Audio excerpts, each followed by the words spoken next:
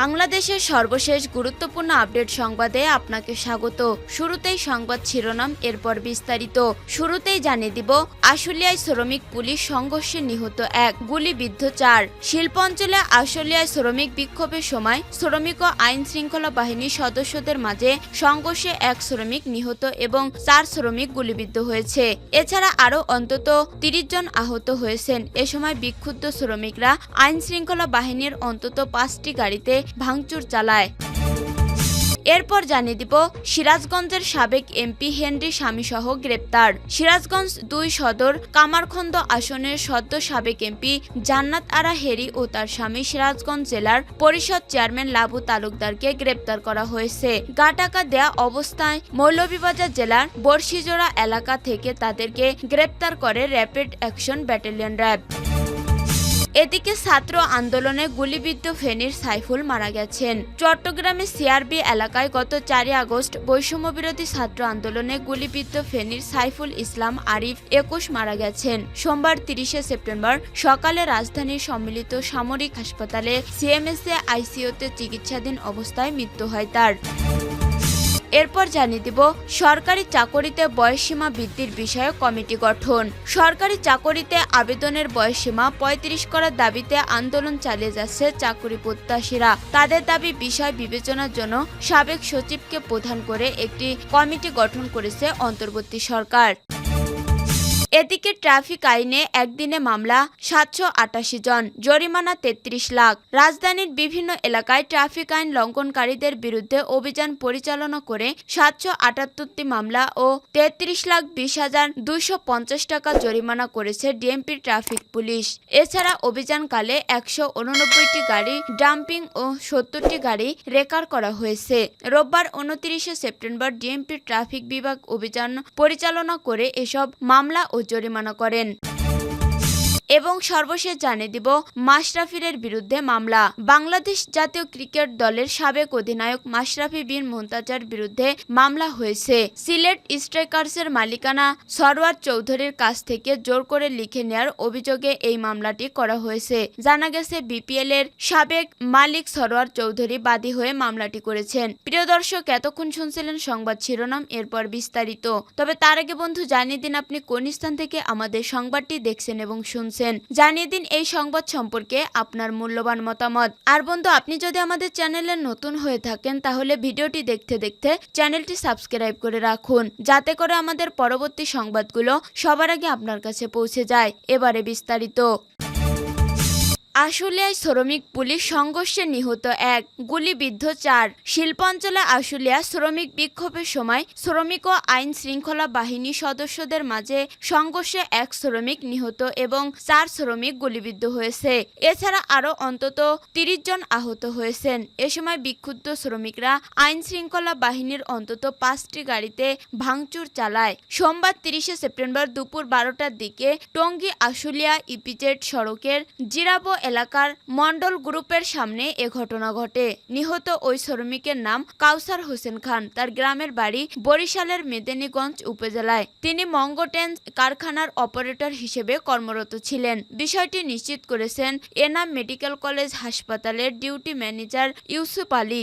এ ব্যাপারে Enam medical college হাসপাতালের duty manager Yusuf Ali জানান, আমাদের হাসপাতালে 3 জন গুলিবিদ্ধ শ্রমিককে আনা হলে তাদের মধ্যে 1 জন মারা যান, বাকি 2 জনের চিকিৎসা চলছে। বিক্ষুব্ধ শ্রমিকরা জানান, আজ সকালে মন্ডল গ্রুপের শ্রমিকদের সঙ্গে মালিক পক্ষ ও আইন শৃঙ্খলা বাহিনীর আলোচনা সভা হয়। আলোচনা সমঝোতা না হয় বিক্ষুব্ধ শ্রমিকরা কারখানার সামনে অবস্থান নিয়ে বিক্ষোভ করতে থাকলে আশেপাশের অন্যান্য কারখানার শ্রমিকরাও তাদের সঙ্গে যোগ দেন। এ সময় আইন শৃঙ্খলা বাহিনী ও শ্রমিকদের মধ্যে ধাওয়া পাল্টা ধাওয়ার সময় শ্রমিকরা র্যাব ও পুলিশের কয়েকটি গাড়িতে ভাঙচুর চালায়। পরে পরিস্থিতি নিয়ন্ত্রণে আনতে আইন শৃঙ্খলা বাহিনীর সদস্যরা লাঠিচার্জ করে এবং এক পর্যায়ে পরিস্থিতি নিয়ন্ত্রণে পুলিশ গুলি চালায়। এ সময় 4 জন গুলিবিদ্ধ হলে তাদের উদ্ধার করে স্থানীয় পিএমকে হাসপাতালে ভর্তি করা হয়। এছাড়া আইন শৃঙ্খলা বাহিনীর লাঠিচার্জে অন্তত 30 জন শ্রমিক আহত হয়েছেন। এ ব্যাপারে শিল্প পুলিশ একে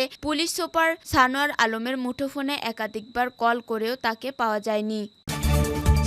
সিরাজগঞ্জের সাবেক এমপি হেনরি স্বামীসহ গ্রেপ্তার। সিরাজগঞ্জের ২ সদর কামারখন্দ আসনের সাবেক এমপি জান্নাত আরা হেনরি ও তার স্বামী সিরাজগঞ্জ জেলার পরিষদ চেয়ারম্যান লাবু তালুকদারকে গ্রেপ্তার করা হয়েছে।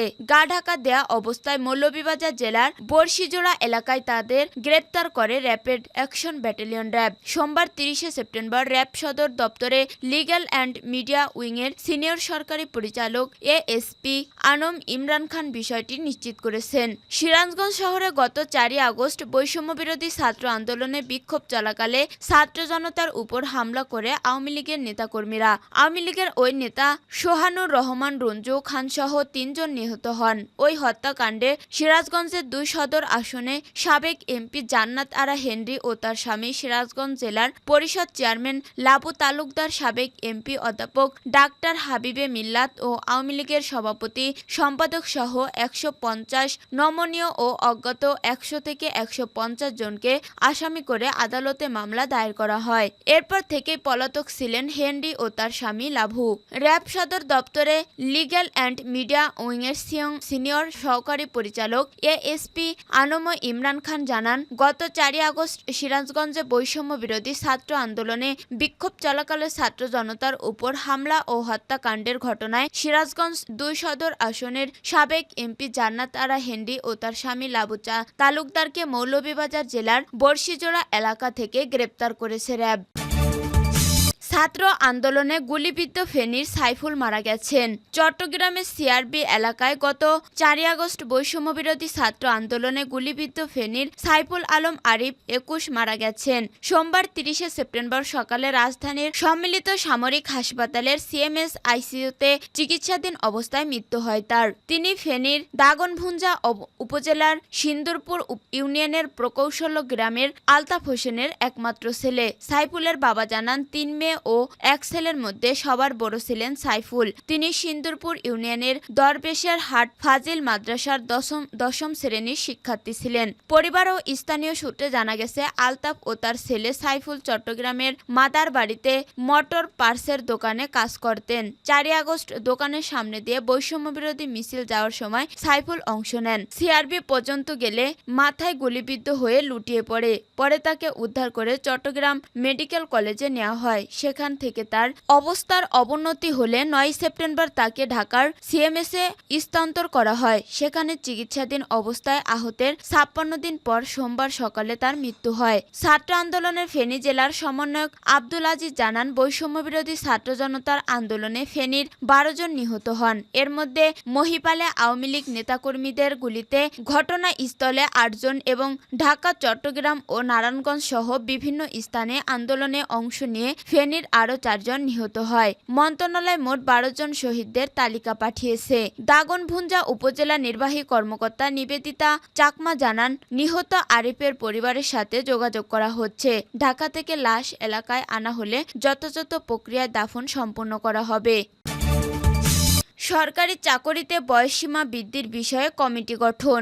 চাকরিতে আবেদনের বয়সসীমা ৩৫ করার দাবিতে আন্দোলন চালিয়ে যাচ্ছে চাকরি প্রত্যাশীরা। তাদের দাবির বিষয় বিবেচনার জন্য সাবেক সচিবকে প্রধান করে একটি কমিটি গঠন করেছে অন্তর্বর্তী সরকার। সোমবার ৩০ সেপ্টেম্বর সচিবালয়ে এক সংবাদ সম্মেলনে এই তথ্য জানান জনপ্রশাসন মন্ত্রণালয়ের সিনিয়র সচিব ডক্টর মোহাম্মদ মোখলেসুর রহমান। চাকরিতে আবেদনের বয়সসীমা ৩৫ করার দাবিতে প্রধান উপদেষ্টার বাসভবন যমুনার সামনে অবস্থান নিয়েছেন চাকরি প্রার্থীরা। তাদের দাবি, প্রধান উপদেষ্টা ডক্টর মোহাম্মদ ইউনূসের সঙ্গে সাক্ষাৎ না করা পর্যন্ত আন্দোলন চলমান থাকবে। সোমবার বিকেল ৩:৩০টার দিকে প্রধান উপদেষ্টার সরকারি বাসভবন যমুনার সামনে এক সংবাদ সম্মেলনে এ দাবি জানান তারা। সরকারি চাকরি প্রার্থীরা জানান, ৪ জনের একটি প্রতিনিধি দলের সঙ্গে আলোচনা করেছে প্রশাসনের কর্মকর্তারা। তারা আমাদের কর্ম কমিশনের একজন কমিশনের পিএস এর সঙ্গে আলোচনায় বসার প্রস্তাব দিয়েছেন। আন্দোলনকারীরা বলেন, আমরা দীর্ঘদিন ধরে আন্দোলন চালিয়ে আসছি। আমরা নানা জনের আশ্বাস পেয়েছি, কিন্তু কোনোদিন বাস্তবায়ন হয়নি। তাই আমরা কোনো কর্মকর্তা বা পিএস এর সঙ্গে বসতে চাই না। আমরা অন্তর্বর্তী সরকারের প্রধান উপদেষ্টা ডক্টর মোহাম্মদ ইউনূসের সঙ্গে সাক্ষাৎ করতে চাই। তারা আরও বলেন, অন্তর্বর্তী সরকারের প্রধান উপদেষ্টা ছাত্রদের পক্ষের মানুষ। জনগণের আস্থা নিয়ে তিনি রাষ্ট্রের দায়িত্ব নিয়েছেন। তার সঙ্গে কথা বললে তিনি আমাদের দাবি মেনে নেবেন।